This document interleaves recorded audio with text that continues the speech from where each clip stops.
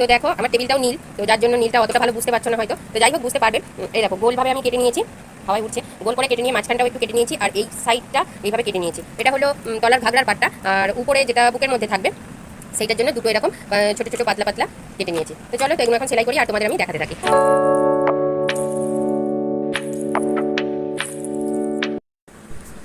নমস্কার বন্ধুরা, আজকে সকাল সকাল চলে এসেছি তোমাদের সামনে। তো তোমরা আশা করি সবাই সুস্থ আছো, আর যাদের জ্বর হয়েছে যেসব দিদিভাইদের তারা সুস্থ থাকো। আর আমারও হয়েছিল, কিন্তু আমি সুস্থ হয়ে গেছি। তো যাই হোক, তোমরা সবাই সুস্থ থাকো। আর সকাল সকাল চলে এসেছি দেখো একটা গোপাল ঠাকুরের জামা তৈরি করতে। তো তোমাদের আজকে আমি দেখাবো, তোমরা থাম্বনেল দেখেই বুঝতে পেরেছো, আজকে তোমাদের দেখাবো গোপাল ঠাকুরের জামা তৈরি। তো জামাটা তৈরি করার জন্য প্রথমে দেখো আমি সেই বুকের যে পার্টটা সেইটাকে সেলাই করে নিচ্ছি দুদিকটা। তো মেশিনের এত জোর হচ্ছিল, এইখানটায় একটু মেশিনের আওয়াজটা রেখেছি, কিন্তু তাও কম করে দিয়ে।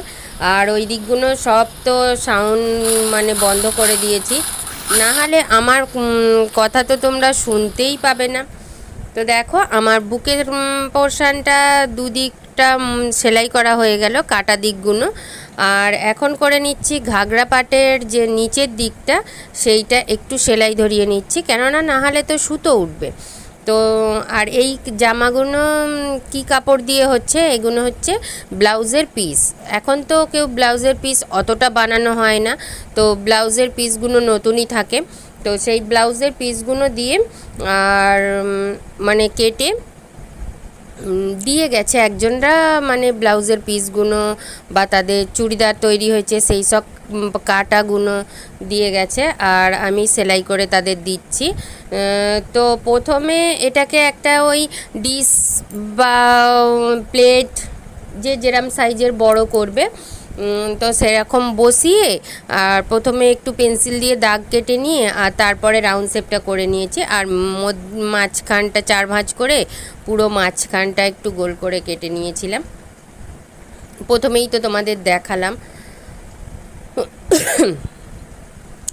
তো এখন চারধারটা সেলাই করে নিচ্ছি, আর সামনেই আসছে জন্মাষ্টমী, তো সেই উপলক্ষেই জামাটা আমি বানাচ্ছি। অনেকগুলোই জামা বানাবো, তোমাদের পরে অন্য কোনো ভিডিওতে দেখাবো, আর আজকে আমি শুধু এই জামাটা বানানোই দেখাচ্ছি।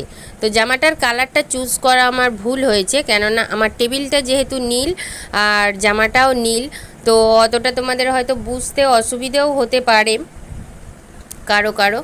তো দেখো আমি চারধারটা সেলাই করে নিচ্ছি। ওই চারধারটা সেলাই করতে ছোট কাপড় তো, আর এটা সুতির কাপড় না, তো যার জন্য একটু অসুবিধা হয়, দেরি হচ্ছে।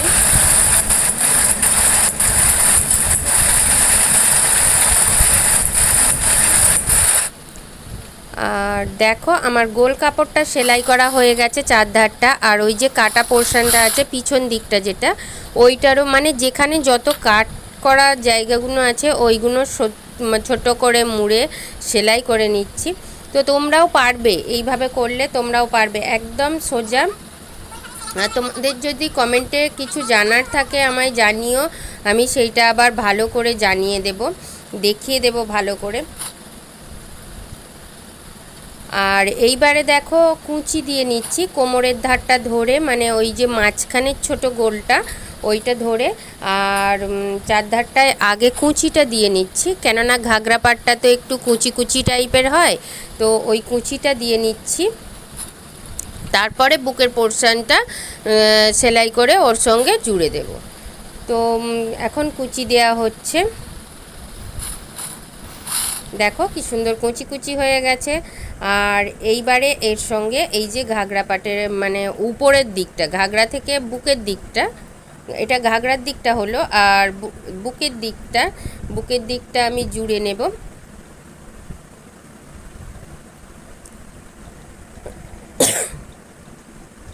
এই তো দেখো এইভাবে, আর কিছুটা অংশ জুড়ে নেব, নিয়ে ওয়াই এর মতো দেখতে হবে, আর তারপরে ওইটাকে একটু কাট করে আর ওর সঙ্গে জুড়ে দেব।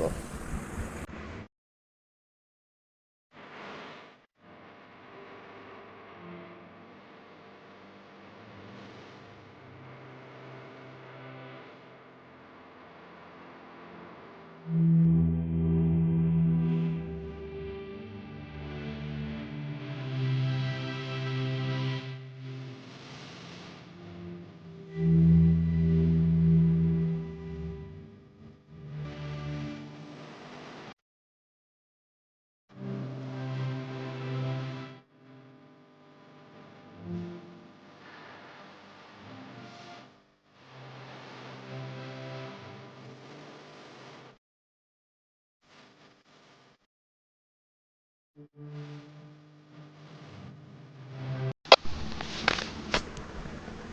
এইবার দেখো সামনের ভাগটা মোড়া হয়ে গেছে, আর আমি ওই সামনে থেকে যে ওয়াইয়ের মতো যে দুটো হাতার ডান্ডিটা ছিল এটা পিছন দিকে আবার জুড়ে দিচ্ছি। তো পিছন দিকে জোড়ার জন্য ওটা একটা ফোল্ড খাইয়ে জুড়তে হয়, কেননা ওইটুকু গোল জায়গা তো তার জন্য জুড়ে দিলাম। আর দেখো আমার জামাটা রেডি। আর এর মধ্যে পিছন দিকটায় দুটো বাঁধন কল করে দিলেই একদম পুরো রেডি হয়ে যাবে। পিছনে বাঁধন কল কেন করতে হবে, তার কারণ জামাটা তো আটকে থাকবে, তো তার জন্য হুক টুক কিছু লাগাবো না। তো গোপাল সোনা বাচ্চা মানুষ, গায়ে ফুটে যেতে পারে, তো তার জন্য দুটো বাঁধন কল করে দেবো। আর হাতা দুটো দিয়ে হাতা গলিয়ে দেবে, আর মুখের কাজটা দিয়ে মুখ গলিয়ে দেবে। তো দেখো আমার বাঁধন কলটাও করা হয়ে গেছে। তো তোমাদের জামাটা কেমন লেগেছে তোমরা প্লিজ কমেন্টের মাধ্যমে জানিও। আর যারা এখনও লাইক করোনি প্লিজ একটা লাইক দিয়ে দিও, তোমাদের বারবার বলতে হয়, তো বন্ধু হয়ে বন্ধুর কাছে বলতে লজ্জা নেই, তো তোমরা একটা লাইক দিয়ে দিও।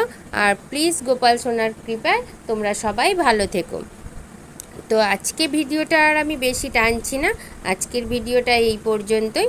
তো আমার জামাটা কেমন লাগলো তোমরা প্লিজ কমেন্টের মাধ্যমে জানিও। তো আজকের মতো এইটুকুই, টাটা।